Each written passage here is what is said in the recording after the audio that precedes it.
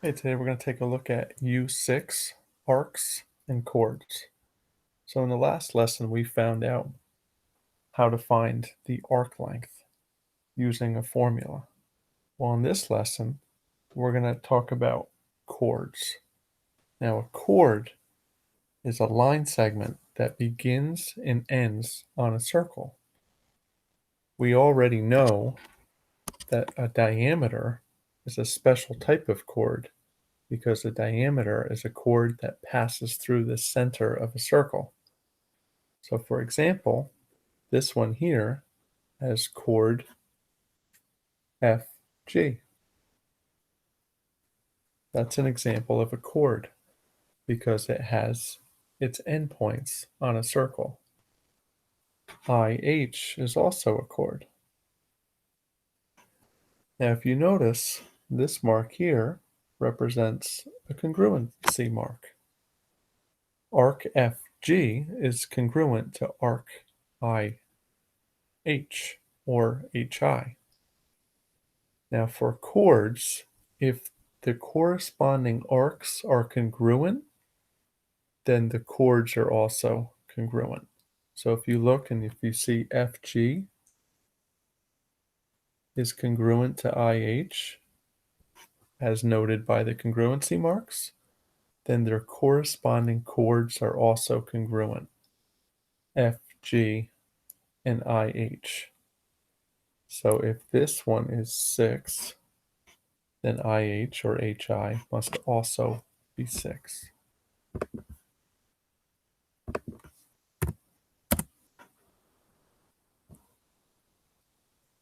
Okay, let's go ahead and try another one. Now in this problem, they told us that the chords are congruent. And again, that's denoted by that tick mark. Well, if the chords are congruent, their corresponding arcs are also congruent. So arc XY has the same measurement as arc WZ. So if WZ is 89, then XY is also 89.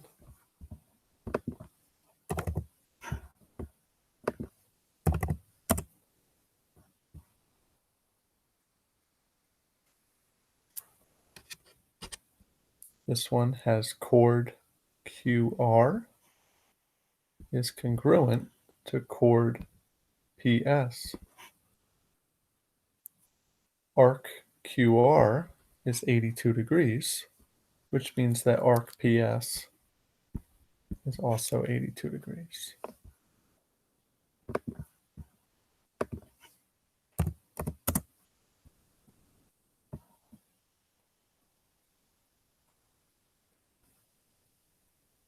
Okay, this one they didn't use the tick marks, but they told you that arc BE is 67 and arc CD is 67. That means that those arcs are congruent, therefore their corresponding chords are also congruent.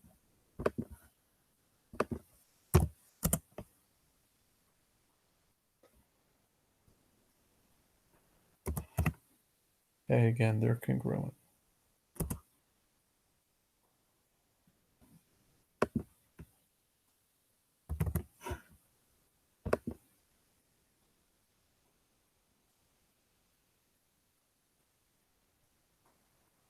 Okay, here we have circle I is congruent to circle F. What is the measure of the minor arc GH? Okay, so for this problem, what you need to remember is that going all the way around this circle is 360 degrees. A major arc is when you go more than 180 degrees, and a minor arc is when you go less than 180 degrees. So for example, if you take a look at circle I, you can see that it's listed with a D and an E as the endpoints of that chord.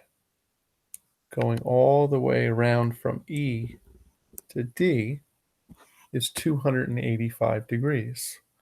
Well, that's known as major arc because it's more than 180. A minor arc would be to go from D to E, from here to here. Now, to figure out what that measurement is, well, if going all the way around a circle is 360, but this piece here takes up 285, to determine what's left over, you use subtraction. So that arc is 75. Now you see that chord DE is 12, and chord GH is also 12, which means that those two arcs are congruent. Those two chords are congruent, which means that the two arcs are congruent. So if this arc is 75, then this arc is also 75. What is the measure of minor arc GH? That would be 75 degrees.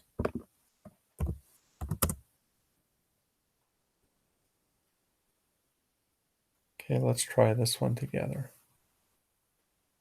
It tells me that chord TU is 26. It doesn't tell me what the length of WX is, but that's what we need to find out. First, I see that major arc TU is 279 degrees. So I want to figure out what minor arc TU is, the distance from there to there. When I do that, 360 minus 279, I get 81. So minor arc TU is 81. Well, that's the same as arc XW. So if those are congruent arcs, it means that their corresponding chords must also be congruent. If this one is 26, then that one is also 26.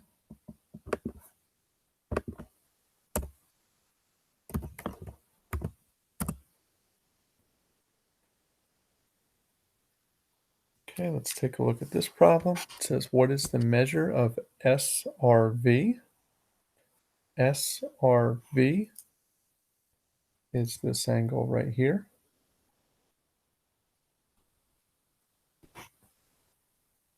Okay, now, as we can see, we have TU is congruent to SV, which means that this arc is congruent to this arc.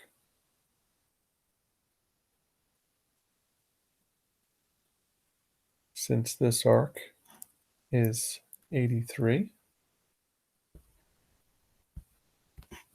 because it's a central angle,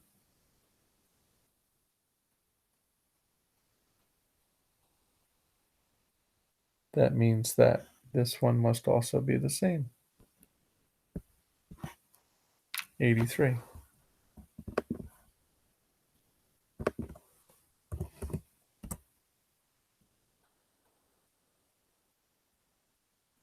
Okay, let's take a look at another one. What is the length of ST? So again, we have our central angles, 69, 69, which means that its corresponding arc is 69, which means that this one is also 69, which means that they're congruent.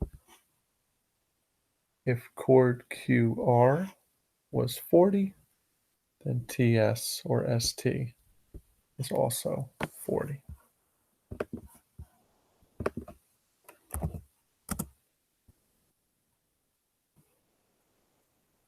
It starts to use some algebra here. For this problem, it told us that TQ is congruent to SR. And again, those are arcs. So that means that their corresponding chords SR and chord TQ are congruent or equal. So we set them equal to each other. 2z equals z plus 16. Subtract z from each side. 2z minus 1z is 1z or just z equals 16. So z equals 16.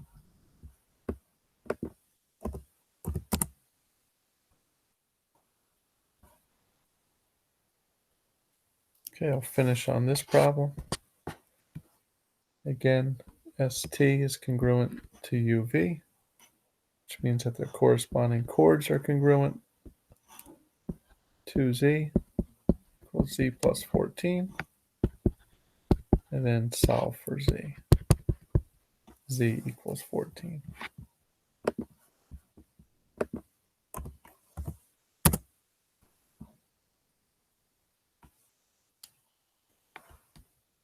Okay, for this skill, you need to have a SMART score of 70 or better.